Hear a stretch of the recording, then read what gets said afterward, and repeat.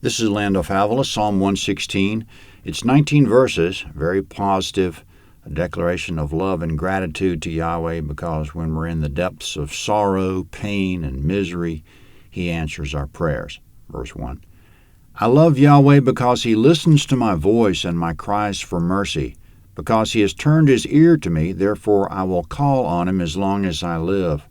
The cords of death surrounded me. The pains of Sheol got a hold of me. I found trouble and sorrow. Then I called on Yahweh's name. Yahweh, I beg you, deliver my soul. Yahweh is gracious and righteous. Yes, our God is merciful. Yahweh preserves the simple. I was brought low, and He saved me. Return to your rest, my soul, for Yahweh has dealt bountifully with you. For you have delivered my soul from death, my eyes from tears, and my feet from falling. I will walk before Yahweh in the land of the living. I believed, therefore I said, I was greatly afflicted. I said in my haste, all people are liars. What will I give to Yahweh for all His benefits toward me? I'll take the cup of salvation and call on Yahweh's name. I'll pay my vows to Yahweh, yes, in the presence of all His people. Precious in Yahweh's sight is the death of His saints. Yahweh, truly I am your servant. I am your servant, the son of your servant. You have freed me from my chains. I'll offer to you the sacrifice of thanksgiving and will call on Yahweh's name. I'll pay my vows to Yahweh, yes, in the presence of all His people, in the courts of Yahweh's house, in the middle of you, Jerusalem. Praise Yah. Comment in verse 1, the psalmist says, Yahweh listens to my voice and my cries for mercy. Yahweh's paying attention and will answer. In summary of verses 1 to 8, the psalmist was in deep trouble, anguish, sorrow, and brought nearly down to death. He was desperate, had more than he could handle at the end of his rope. But he prayed to Yahweh, and Yahweh answered because He's attentive, gracious, and merciful.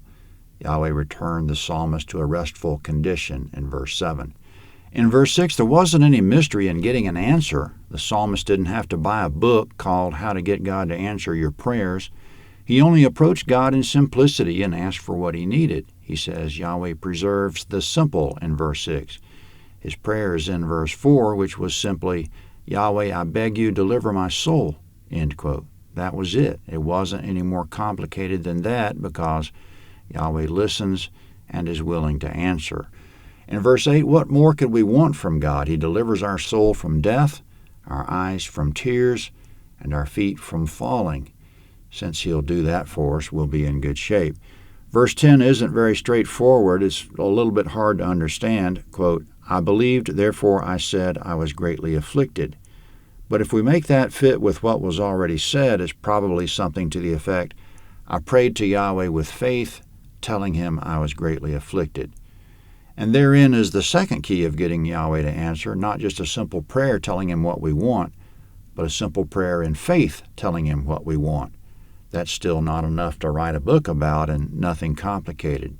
Yahweh's already inclined and willing to answer, so it doesn't take much on our part. Just ask for what we want with faith.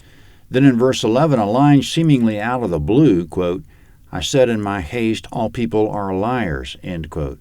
But again, if we make that fit with what's already been said, perhaps the psalmist heard someone say God answers prayer and figured it was a lie, but found out it was true. He was hasty when he said all people are liars.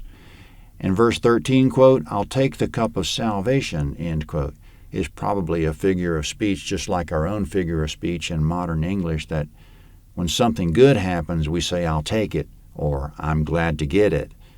I'll take the cup of salvation. Then in verse 15, precious in Yahweh's sight is the death of His saints, end quote. When a saint dies, since he is a saint, and by the way, a saint's just another word for a believer. He's not a superstar believer, just a believer like the rest of us. Since he is a saint, by definition, he finished his course faithfully. God takes no pleasure in death, 1 Corinthians 15:26. It's not that death is precious to Him. It's that person finished faithfully. God takes pleasure in a life of faith, Hebrews 11:6. It's like getting to the end of a good book. There's something special about the last page of it.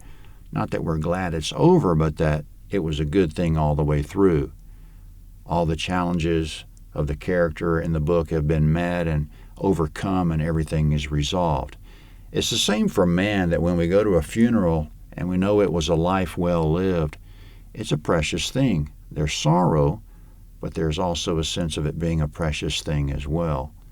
In verse 16, you have freed me from my chains, end quote. Chains is a metaphor for anything that weighs us down.